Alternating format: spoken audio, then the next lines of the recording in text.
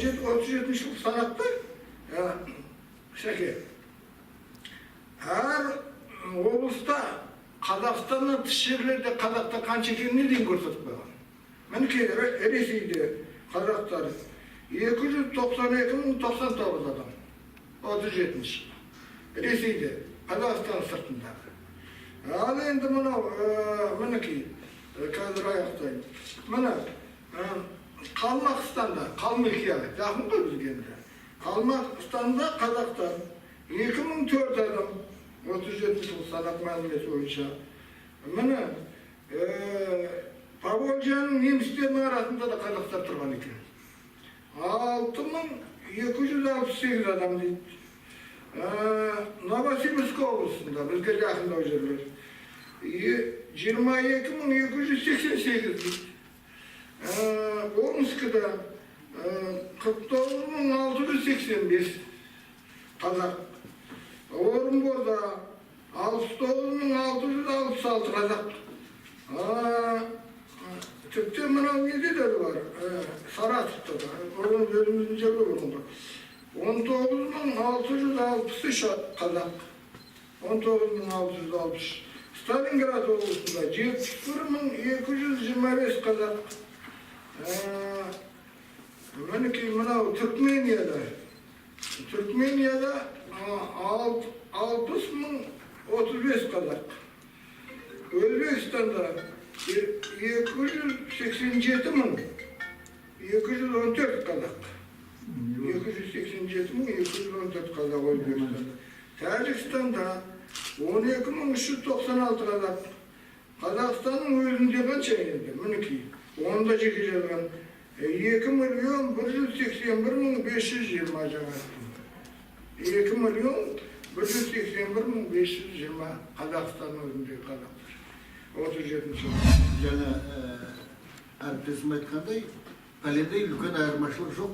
Сондықтан жаңағы сол кездегі 5 жылдықта жоспарлауда коррекция болған шығар, бірақ қалай болса да тарихи мағлұмат беруге болады. Сонымен бірге жаңағы ашаршылық мәселесін қазір Нұрекеңде көтеріп жатыр. Өйткені жаңағы біз зардап көрген ұлттардың құрамына кірудің бір артықшылықтары бар. Мысалы, еврейлер, армяндар, содан кейін енді біз, содан кейін хариджи, тағы басқа қудаланған, қырылған этностар, қазақтың қырылғаны ешқандай күмән туғызбайды. Қолдан жасалған Щекин саясаты, жалпы патша үкіметі де қазақты аямаған. Сондықтан біз 1.750.000, ол таза өлгендер, неден, мысалы, табиғи өлім деген болады, грипптен ауырып болады, амнау, жаңағы қасқой саясаттың нәтижесінде 1.750.000. Аз дегенде бұл ең аз айтып, жаңағы біз көбейтіп, көпіртіп жаса алмаймыз, соның өзінде соншама. Содан кейін тағы бір бөлігі көрші мемлекеттерге қашқан, босқан Өзбекстанға, Тәжікстанға, Түркменстанға, Қытайға, Ресейге дегендей. Сондықтан ашаршылық мәселесін біздің билік қоры көтеріп жатыр, өте дұрыс, біріккен ұлттар ұйымы, содан кейін тағы мүмкін бір резолюциялар алып беретін шығар. Санақтың жаңағы ашаршылықтың маңыздылықтары қандай да бөлігі туралы айтсаңыз? Иә, жаңағы санақ дерек береді, бірақ оны жаңағы санақ қалай жүргізілді деген мәселелер бар. 26 жылға мысалы санақта рулық тайпалық құрам берген. Соны мен іздеп таппадым. Енді осы жаңа санақта рулық тайпалық құрам керек па, керек емес деп ойлаймын мен. Иә, қажет жоқ деп ойлаймын жаңағы. Дулат көбейіп кетті, немесе Найман көбейіп кетті дегендей.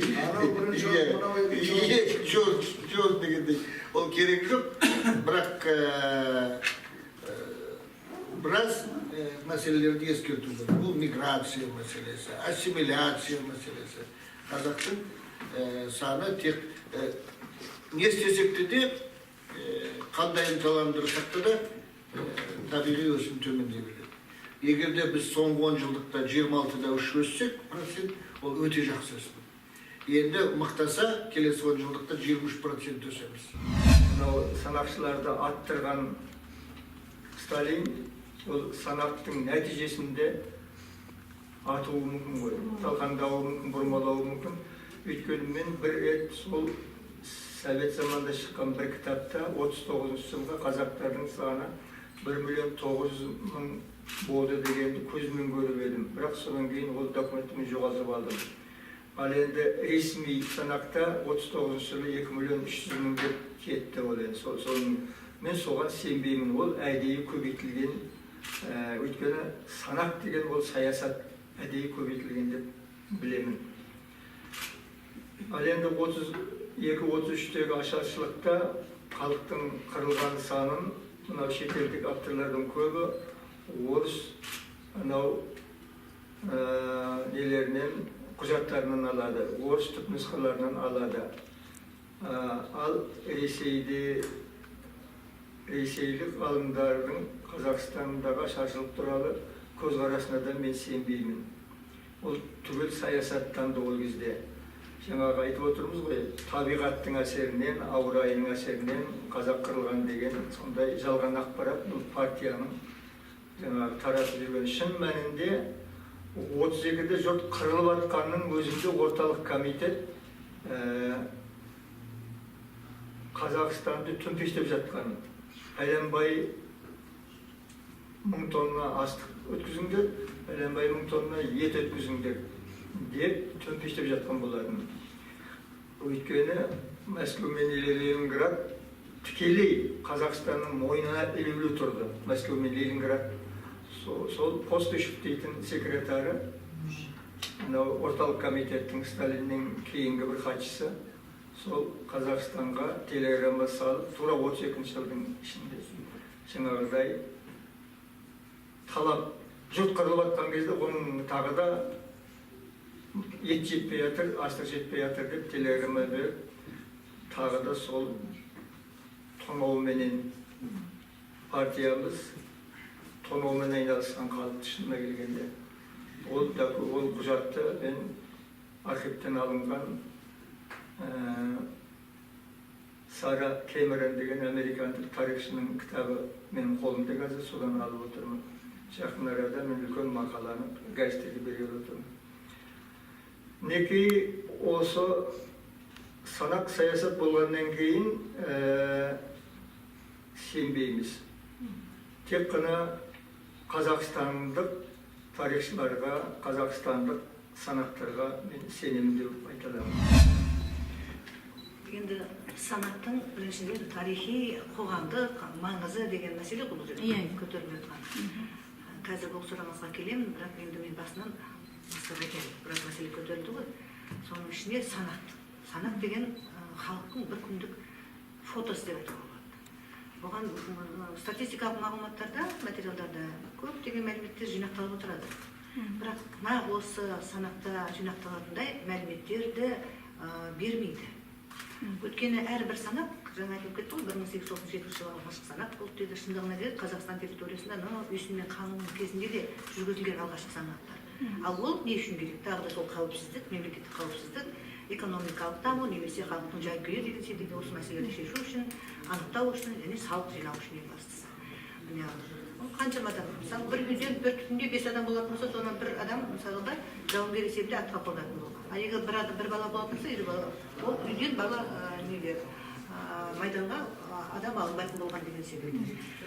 Сонда үйсін мен қаңында болды дейміз. Қытайда да Египетте санақтар жүргізіліп отырды. Ал енді Қазақстанның негізгі осындай белгілі кезде санақтар арасындағы, есептер арасындағы халықтың құрамының, экономикалық дамуының, тарихи оқиғалардың халықтың санына тигізген әсерін зерттеуге мүмкіндік беретін санақтар, ол осы Қазақстан Ресейге қосылғаннан бастап байыстады деп айтуға болады. Сондағына керек, Ресейдің өзінде де 1718 жылы бірінші Петрдің халықтың санын әрбір адамды есепке алу керек деген секілді тапсырмасынан кейін санақтар жүргізіле бастады. Бірақ оны санақтар деп айтпайды, оны ревизия дейді, тексеру дейді. Ревизия, жан басын тексеру, мал басын тексеру, экономиканы тексеру, кім неме айналысады, қандай әлеуметтік топтар бар деген секілді. Өйткені кез келген санақтың өзіне арнайы сұрақтар бар жаңағы мәселеге. Әрбір санақ біріншіден адамның жасы, жынысы, оның сонымен бірге оның кәсібі, оның ұлты, әрине 1897 жылғы санақ бойынша ұлтын анықтауға мүмкін емес, өйткені 1897 жылғы санақта ана тіліне байланысты анықталды. Ана тілі қай тілді сізді ана тілінде есептейсіз? Соның ішінде кейбір мысалы татарларда болды қазақ тілін ана тілінде деген, немесе қырғыздарда болған екен, немесе орыстарға байланысты мордвалар, башқұрттар, оларда да орыс тілін ана тілінде дегендер болған. Сол жерде жаңағы этникалық құрам, ұлттық құрамын анықтаймыз ғой. Соған байланысты ол 1897 санақ ерекшелікке нақты дәл санақ мәлімет бермейді деп айтамыз, бірақ соған қарамастан халықтың ұлттық құрамын, этникалық құрамын жаңа айтып жатырмыз, біздің қазақ жері кең байтақ, қазақ жерін толтырамыз деп, бұл негізгі басты мәселе. Алайда сонда қазақтың өзі қанша болды, сонау кезден бастап. Міне осының өзі немесе қандай этникалық топтар тұрды? Ол этникалық топтардың этникалық топтар немесе өкілдері дейміз. Міне осылардың динамикасы қандай болды? Міне осының өзін айтатын болсақ, 1897 жылғы санақта ол ана тіліне байланысты ғана берілген.